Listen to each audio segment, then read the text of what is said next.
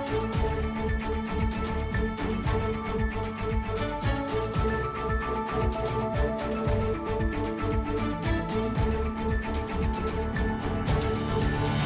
and welcome to Norwood News. Today is Friday, May 31st, and I'm your host, Krista McDonald.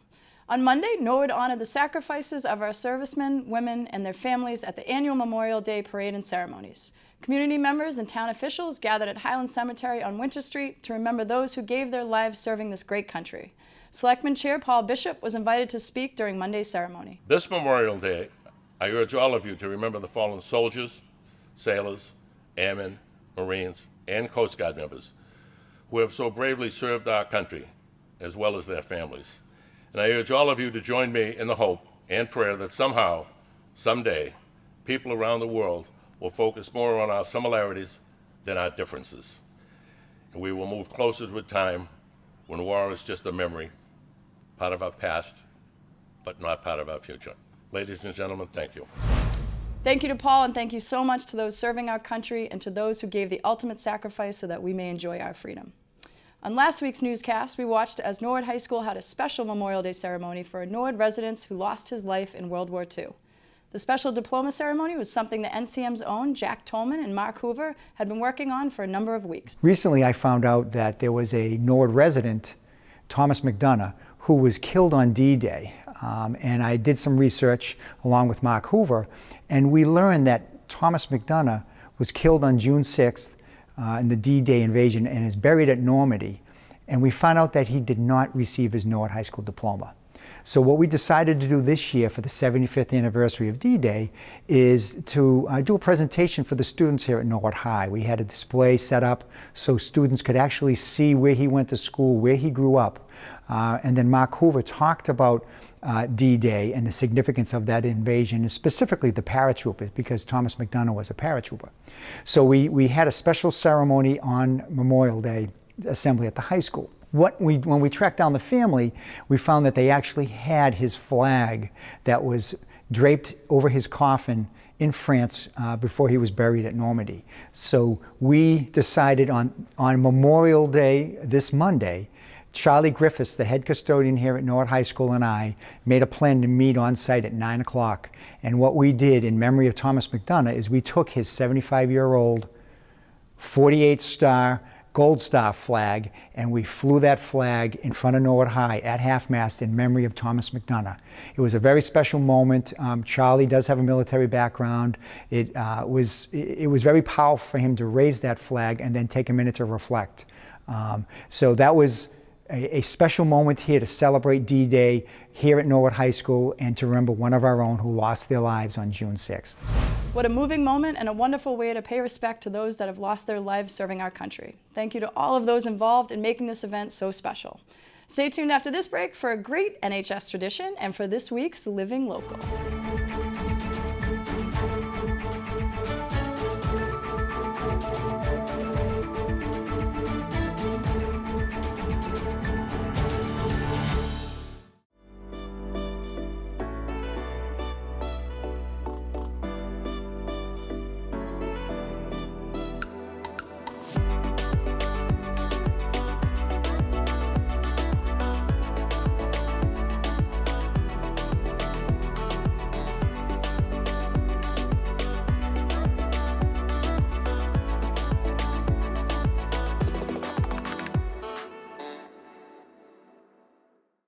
Welcome back. Last June, Norwood High School seniors started a great tradition by returning to their elementary schools and walking the halls one last time before graduation. Well, Thursday that tradition continued when members of the class of 2019 walked through the halls of all the Norwood elementary schools. What a special moment for the seniors, the elementary teachers, and students.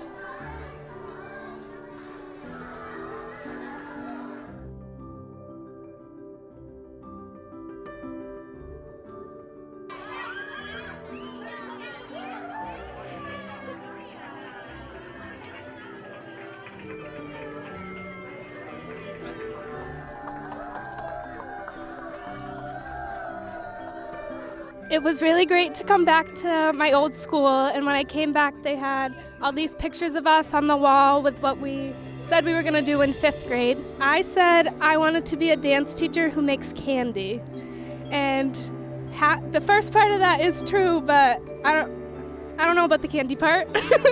Hello, I'm Diane Ferrer, principal of the Balch Elementary School. We had our senior walkthrough today for the class of 2019, and it was an amazing event.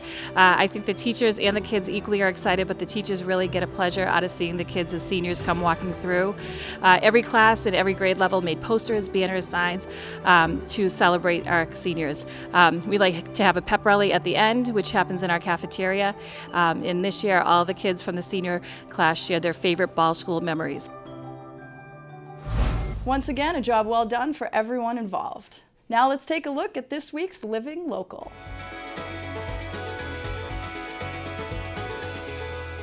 If you are looking for a unique party venue, then look no further than South Norwood.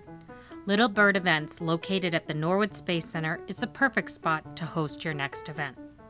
Little Bird Events is a space to host social events, corporate events, any kind of event that brings people together. We also do a series of workshops, fun events like pop-up dinners and Mom's Night Out.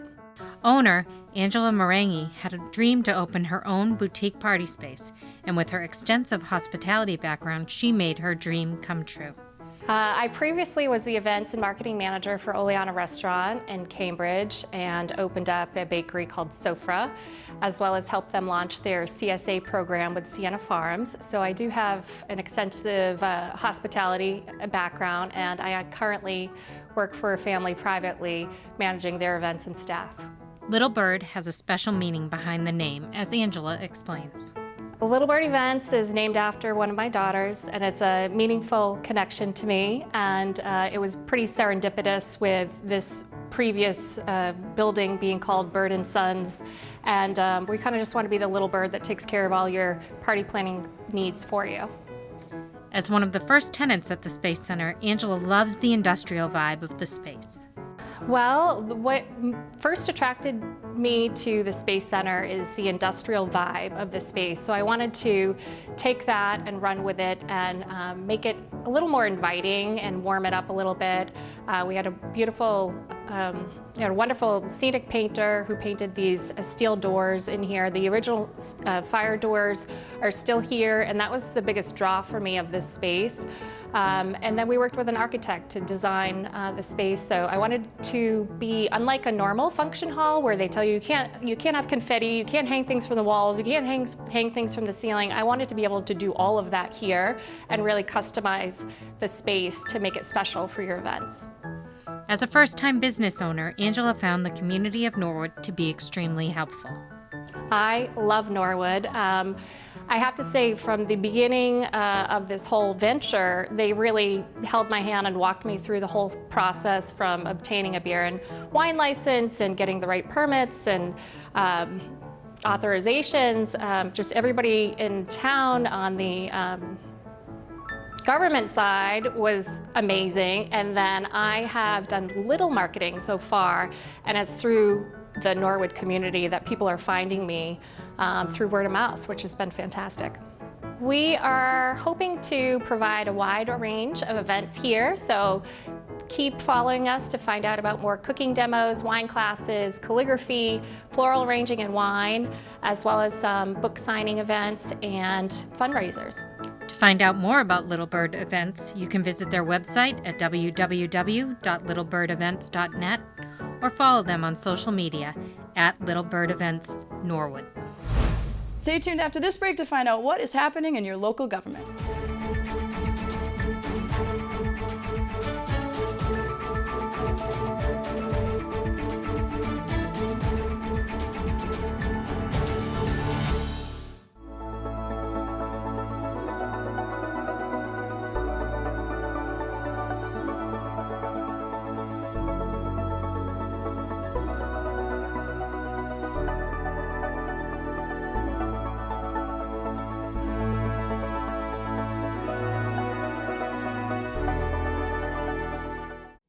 Welcome back to Norwood News. Tuesday, the Board of Selectmen met with DPW Director Mark Ryan to discuss recent public works activities. The Norwood Light Department, represented by Superintendent James Collins and Broadband Manager Daryl Hanson, gave a monthly report and status update of the new Light Department facility on Access Road.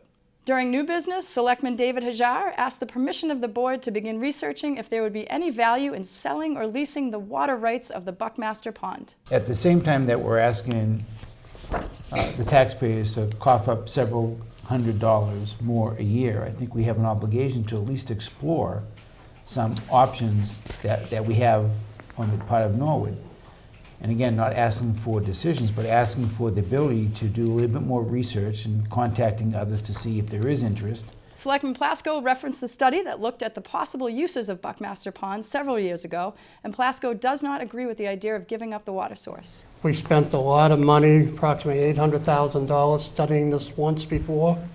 We found out that engineers that we hired, a face Bob and Thorndike, said that there is two significant benefits to the town of Norwood by doing so. One is producing a redundant plan, and number two is a significant savings of about just under $9 million a year from the rate for the cost of the same volume of water that we would purchase from the MWRA. With a 3-to-1 vote in favor, Hajar has permission to do further research on Buckmaster Check the Waters. With June upon us, the selectmen are entering their summer biweekly schedule, and the next selectmen meeting will be Tuesday, June 11th. The Trails Advisory Committee met to discuss several items, including a future geo-mapping project and the committee's plans for Norwood Day. The next Trails Advisory meeting is set for Tuesday, June 25th. Thursday afternoon, the Airport Commission met to discuss a number of topics under new business. The agenda items that were covered were tower construction, office leases, RFPs for lots A, B, and C, and finally, a professional engineering service selection. The next Airport Commission meeting will be held in June. To watch complete government coverage, tune into the NCM Government Channel or watch it on demand at norwoodcommunitymedia.org. Stay tuned after this break to find out what is happening in your schools.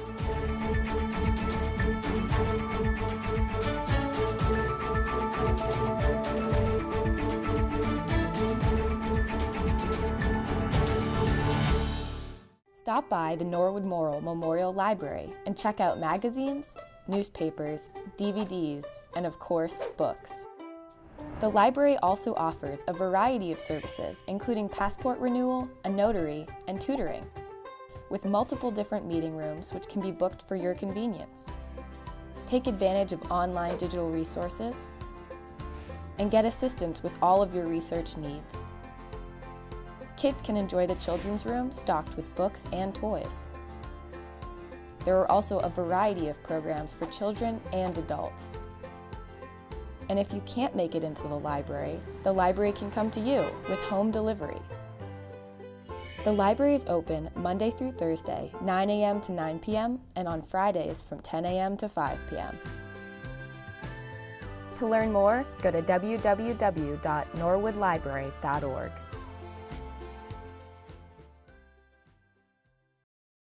Welcome back. Now we toss it over to our friend Tim Rose to learn all about what is happening in the Norwood School District this week.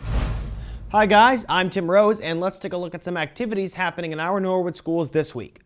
At the Coakley Middle School, the Community Service Club aims to spread positivity and make the CMS a better place to learn. Students choose various projects to brighten the day of their teachers and classmates. This year, students have placed hand-painted and designed kindness rocks at the entrance of CMS to greet all visitors. Students have also designed and created positive affirmations and floral arrangements in the bathrooms. At the Callahan School, the 4th graders went on a field trip to the Museum of Science. The students were lucky and had the opportunity to take part in a few experiments. During the month of May, Balch's 2nd grade classes have been working cooperatively with the school librarian, Mrs. Duffy, to publish and to read poems they originally wrote in their classrooms. The poems were typed up on Google Docs and included images students inserted. You can view students' poems on a 2nd grade poetry slideshow linked to the Balch Library lesson site created by Mrs. Duffy. Also at the Balch, a Memorial Day program was held outside around the flagpole. Let's hear from Principal Diane Ferreira. In honor of Memorial Day, the Balch Elementary School held its annual Memorial Day Assembly. We had students come up and some of them recited poems, classrooms recited the Gettysburg Address. We had H class grade level sang a song. We had students on instruments playing America the Beautiful, and also at the very end of our ceremony we had a couple of 5th graders playing taps on the trumpets. I like this assembly because it's able to get the kids to thinking about what our troops do for us in America and to honor them and to take the time out of our day to make this happen. We invite families to come and they join us on the front lawn, and it's a very special time. The Cleveland School observed Memorial Day as well. Teachers and students circled around the flag and presented patriotic poems and songs.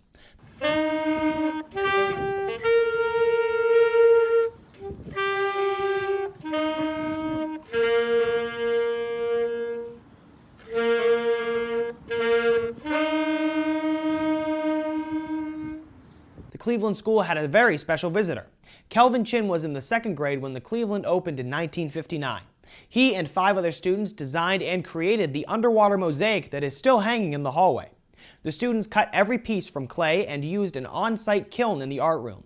It was a special moment when he saw his artwork still hanging there after all these years. There have been a lot of great changes in our schools over the years, but it's nice to see that some things remain the same. Well, that's it for Norwood School News. For more information around the Norwood school system, please check the website, Facebook, and watch Norwood Community Media. Now let's go to Brian Dunn with the latest sports news.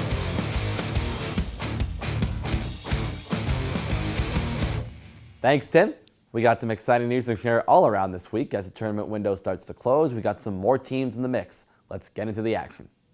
We start off this week with the earliest ticket punch, and that's boys lacrosse. It was a win-and-you're-in scenario for the Mustangs, and they earned a hard-fought victory over Milton 9-6 to clinch a spot in the MIAA tournament on their last regular season game.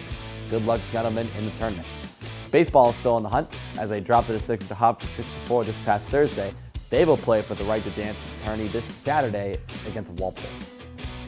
Boys tennis finished up their season with a victory, some solid play all around the courts, but the final game of the season ends with a 4-1 win. Congratulations to the team and good luck to the seniors. And the girls tennis team, in their final game of the season, gets their first win.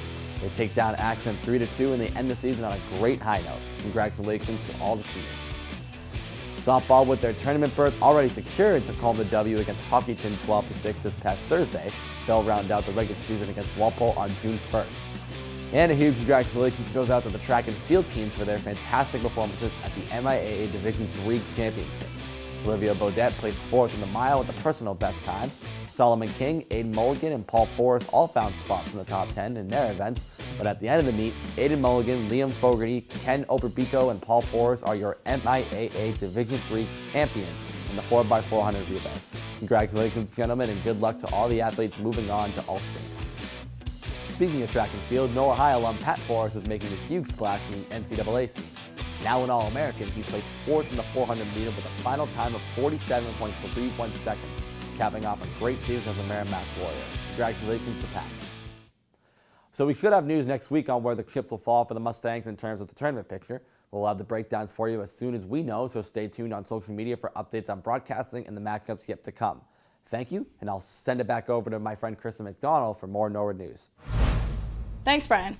On Tuesday night in the Simone room of the library, Norwood resident Mary Paz hosted a Norwood Conversation. Norwood Conversations is a periodic event organized to discuss issues important to the residents of Norwood. Tuesday night's Norwood Conversation discussed the proposed 2.5% operational override. Norwood residents Tom Guillaude and Diane O'Toole represented either side of the override, followed by questions and opinions from fellow Norwood residents. Saturday, members of the Old Parish Preservation Volunteers hosted another cemetery cleanup. Members of the community were on hand to help clean and prepare the cemetery for Memorial Day. Well, today we're in year 2 of our care and restoration of Norwood's Old Parish Cemetery in the heart of Norwood Center. We've got about 15 people working today, resetting gravestones, cleaning gravestones, finding gravestones. But mainly our goal today is to clean up the cemetery for the Memorial Day celebrations for 2019. The Old Parish Preservation Volunteers also recently received a grant from Mass Humanities. They will be using the grant money to host an event at the cemetery later this summer. Yeah, one of the things we're having, which is really exciting for us, is we just recently got a grant from the Mass Humanities. So we're holding a Reading Frederick Douglass Together event here on July 4th at 2 p.m. It's a communal reading of Frederick Douglass's 1852 speech, "What to the Slave is the 4th of July." Well, that's all for Norwood News. To stay up to date with Norwood Community Media, follow us on Facebook, Twitter, and Instagram. As always, thank you so much for watching. Have a great weekend.